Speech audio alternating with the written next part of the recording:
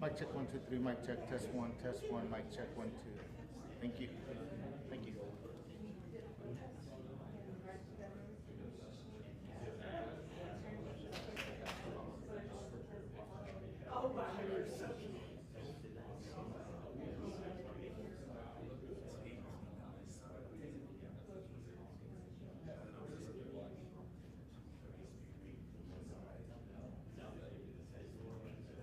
That's right.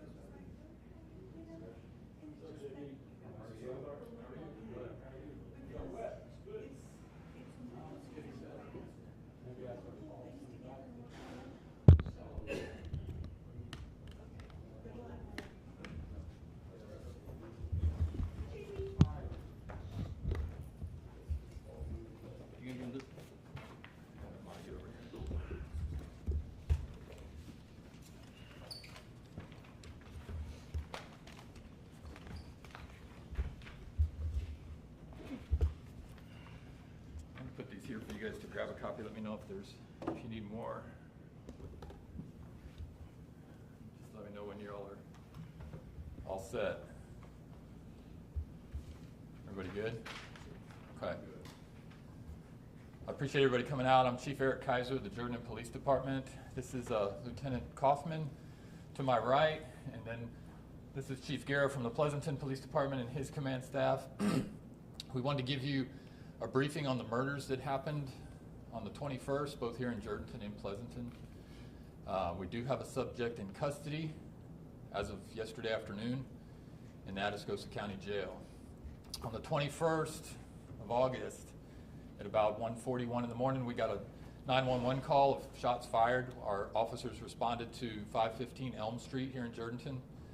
We found a victim on the ground. EMS was called. They transported him to Methodist Atascosa Hospital here in Jourdanton, and then he was transported from there to a hospital in San Antonio where he was pronounced deceased. We were fortunate that our investigators immediately were able to find some video footage of the incident from security cameras.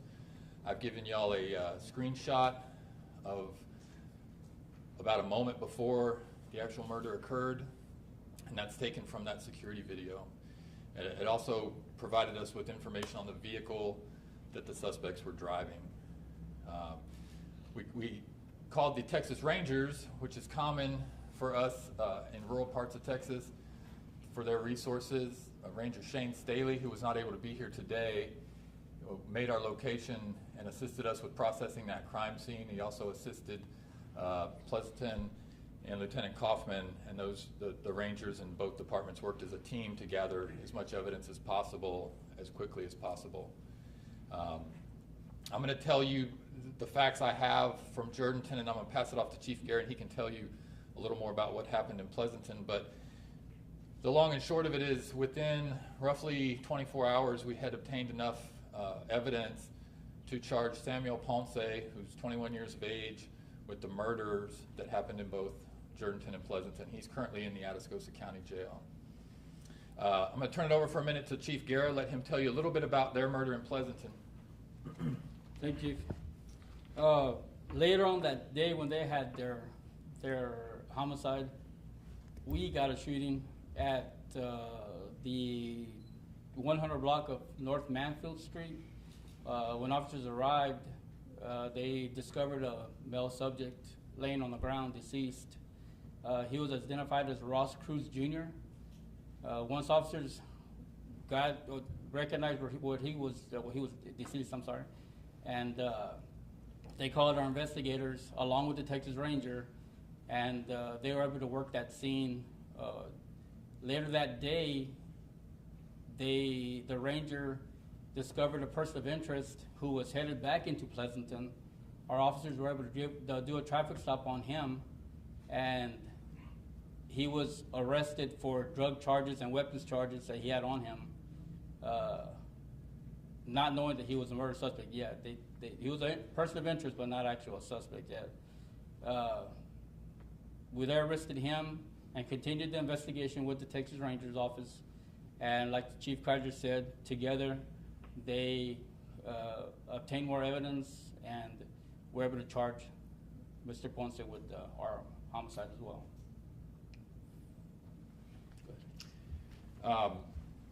I can't emphasize enough how much value having the Texas Rangers right here in Jourdanton added to the speed with which we were able to find a suspect and get him into custody.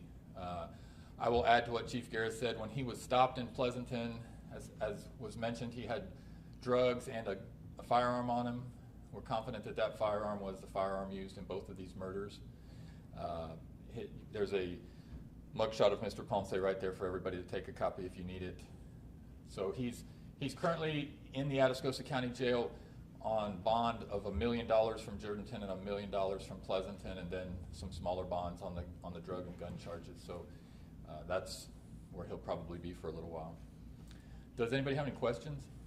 Yeah, we saw that manhunt that was taking place behind the hospital. Is that related to this? No, actually, we had a third murder in northern Atascosa County that occurred on Saturday night, and that was related to that one. It just happened to be while we were in the middle of doing these two, so unrelated. It had to do with the murder, just not these murders. The fact that there's two families out there that are grieving and have been wanting answers, and it seems you guys are very quick to find and arrest the suspected killer. Is this level of answers for the families? What's the reaction to that? Well, we've been in contact. We've spoke to the family of the Jourdanton victim numerous times as this has played out. One of the things that we have found over the course of our careers is that offering victims that closure of at least knowing the person responsible is now going to be held accountable is something that we can offer to them, and they've been very cooperative and very grateful for the communication that we've maintained over the last couple days. What's the motive for these murders? We're still working on that. It appears that both victims in both cities had histories with drug issues, so there's probably a drug nexus there, but I can't confirm that 100% yet, but that's what things are pointing toward. Is it alarming that there seems to be an increase in this type of activity involving drugs and violence in Atascosa County? Well, it's odd to have two murders with the same suspect in these two cities. Obviously, that's not something we have happen every day, and then to have a third murder in the other part of the county just a day or so before that, that's not something we see every day. But unfortunately, that drug activity is not new to this county or any county in Texas. It's become rather commonplace, and unfortunately, many times when you're dealing with that element, violence gets into the mix at some point. Is there a gang relation to this at all? I don't have any confirmation that there's any gang relation at this point, but we're following up on a few other things to get some more definitive answers on that. Mr. Salazar. Yes, sir. What is the total count now in homicides here in Atascosa County related? The total count over what period of time? In the year, this year. Well, for Jourdanton, this is our only homicide that we've had up to this point. We do not have a tremendous amount of homicides. We had one last year. We had one this year. I would have to look up stats to get you countywide how many homicides we've had in any given amount of time. Some of the things that we do see, though, that are not unusual, is for things from Bexar County and San Antonio to bleed over into our county just because of our close proximity. Do you believe there's anyone else involved in this? Maybe not who was the shooter, but someone else that is involved? We identified a shooter and a driver, and we've obviously the shooter's in jail, and we've made contact with the driver, and we're still working with him to see exactly what his role will be as we continue this investigation. There was a person that you all arrested on Monday next to a hospital. Is that the same suspect? I think somebody asked that, but it was that one was related to a murder that happened Saturday night in northern Atascosa County, and I think we were assisting the sheriff's department on that. He was a person of interest in their case, but not in these two cases. Was this suspect arrested on Monday near Ingram Ready Mix? Chief Garrow, do you know where that traffic stop was? Yeah. Yes, sir. It was. Anybody else? We will push out more press releases as relevant information becomes available. Like I said, there is a mugshot of the arrestee, and there's also a screenshot of the video in which the Jourdanton incident occurred, and you're welcome to grab a copy of that and take those with you. Real quickly, Chief Kaiser, talk about, with us being in such close proximity to each other, talk about the joint effort between the two agencies that you guys work together with. Sure. I can tell you that it's not like this everywhere, but in Atascosa County, we are very fortunate that Jourdanton, Pleasanton, the Sheriff's Office, the Rangers, we have very good working relationships. Jourdanton and Pleasanton kind of bump up against each other, so it's very common for us to be working on cases with the same suspects because people traverse between the two cities so quickly.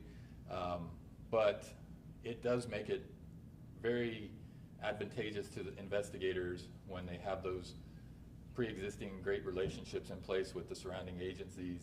And when something like this occurs, we can pick up the phone and everybody's in one room within minutes working on find a solution. Anybody else? You have anything you want to add? No? Okay. You guys have our email. You can send us any other questions you have. We'll be glad to get answers that we can provide.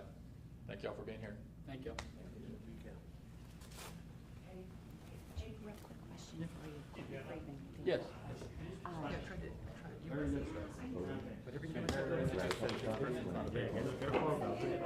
know. So I didn't have a phone number or an email.